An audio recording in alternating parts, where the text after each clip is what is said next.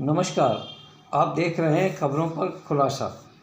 आज हम बात करने वाले हैं दतिया जिले में कानून व्यवस्था को लेकर और भारतीय जनता पार्टी सरकार के पूर्व गृह मंत्री डॉक्टर नरोत्तम मिश्रा और कांग्रेस के विधायक राजेंद्र भारती के बीच चल रहे गृह युद्ध की। आपसी में तनातनी, आपसी में किए जा रहे आरोप प्रत्यारोप का सिलसिला लंबे समय से चल रहा है।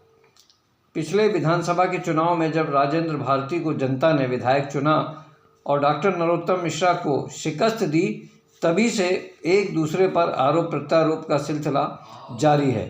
वर्तमान में दतिया विधानसभा को शून्य घोषित कर दिया गया है और ऐसी स्थिति में अब वहां दोबारा चुनाव कराने की प्रक्रिया चल रही है और एक बार फिर डॉक्टर नरोत्तम मिश्रा भारतीय जनता पार्टी के प्रत्याशी बनने का प्रयास कर रहे हैं।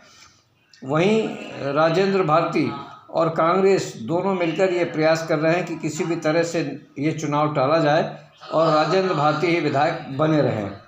आज दतिया जिले में कानून व्यवस्था को लेकर कांग्रेस ने धरना प्रदर्शन किया था और इस धरना प्रदर्शन पर मीडिया से चर्चा करते हुए राजेंद्र भारती, जो वर्तमान में कांग्रेस के विधायक हैं, उन्होंने डॉक्टर नरोत्तम मिश्रा का बिना नाम लिए आरोप लगाया और ये कहा है कि भारतीय जनता पार्टी के वो नेता जो सरकार में बड़े पदों पर थे, जिन्होंने यहाँ कई अधिकारियों की पदस्थापना कराई थी, वो उनके माध्यम से अपराध करा रहे हैं। राजेंद्र भारती ने यहाँ तक कहा कि अपराधियों को संरक्षण भी वही दे रहे हैं। राजेंद्र भारती ने डॉक्टर नरोत्तम मिश्रा का बिना नाम लिए ये कहा कि अब वो नेता ना तो उनके पास कोई कद बचा है और ना ही उनके पास कोई पद बचा है। अब ऐसी स्थिति में डॉक्टर नरोत्तम मिश्रा अपना कद बचाने के लिए इस तरह की कार्रवाइयाँ कर रहे हैं और करा रहे हैं। राजेंद्र भारती ने कहा है कि दतिया में जितने भी अपराध हुए हैं या जितने भी अपराधियों को संरक्षण दिया गया है, उसमें सब इन नेताओं का हाथ है।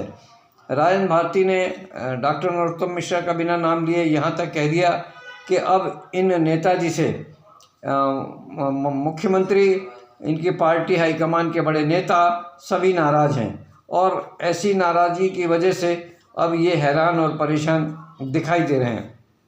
एक पत्रकार ने कहा कि उनका आरोप है कि कलेक्टर, एसपी और सीओ की पदस्थापना आपने कराई है।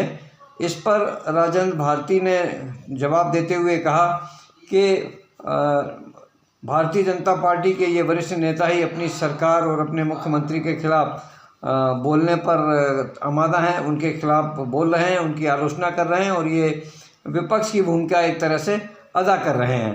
राजेंद्र भारती ने कहा कि यदि उनको विपक्ष की भूमिका ही अदा करना है, विपक्ष की तरह बात करना है, तो फिर वो कांग्रेस में आ जाएं और कांग्रेस में उनका स्वागत है।